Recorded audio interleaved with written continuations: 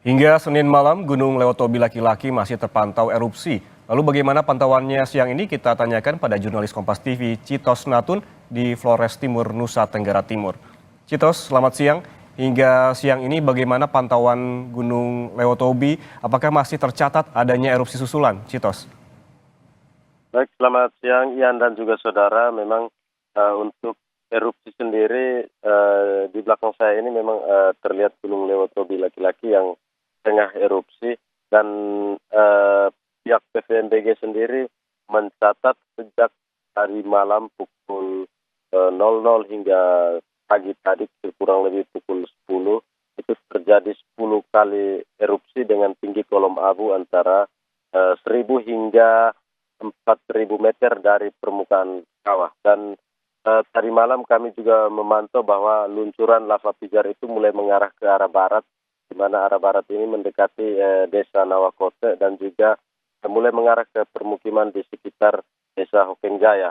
Dan sampai saat ini Ian memang pihak PVMBG sendiri tetap menerapkan merekomendasikan untuk warga tidak beraktivitas dalam radius 7 km, sementara untuk radius 9 km di arah barat itu memang dilarang karena memang sampai saat ini awan panas guguran juga jika terjadi erupsi maka lebih condong atau lebih berpotensi mengarah ke arah barat khususnya di desa Nawakote. Dan sampai saat ini juga angin terus bertiup ke arah barat sehingga membawa abu vulkanik yang setiap kali terjadi erupsi mengeluarkan abu-abu vulkanik dan juga pasir hingga mengarah ke Kabupaten Sika dan juga kabupaten-kabupaten lain yang berada di Pulau Flores, khususnya yang berada di arah barat dari gunung.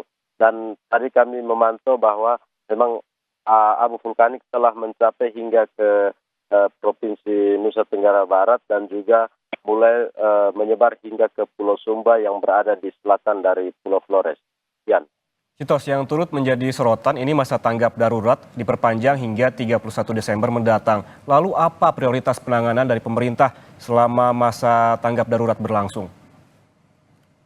Yan dan juga saudara, memang sampai saat ini pemerintah Kabupaten Flores Timur terus berupaya untuk melakukan upaya penanganan yang paling dekat adalah memenuhi kebutuhan para pengungsi karena para pengungsi ini tersebar di 6 posko dari 8 posko yang akan disiapkan oleh pemerintah Kabupaten Flores Timur, di mana ada 2 posko yang akan segera dibentuk karena masih ada sekitar 2.000-an pengungsi yang sejak hari pertama mengungsi di Kabupaten Sika, dan para pengungsi ini 2 hari terakhir sudah perlahan-lahan ditarik kembali oleh pemerintah Kabupaten Flores Timur untuk menempati posko-posko yang sudah disiapkan.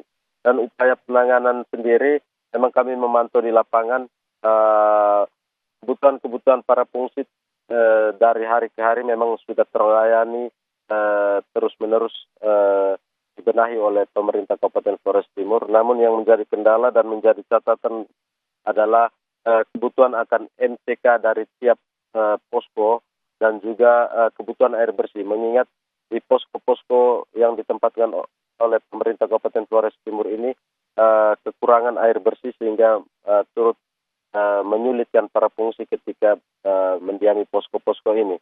Sementara Ian, untuk jangka panjang memang kemarin pemerintah Kabupaten Flores Timur sudah berencana untuk melakukan relokasi karena memang wilayah permukim para warga ini di mana di bawah lereng gunung itu sudah sangat berbahaya dan tidak direkomendasikan untuk tinggal.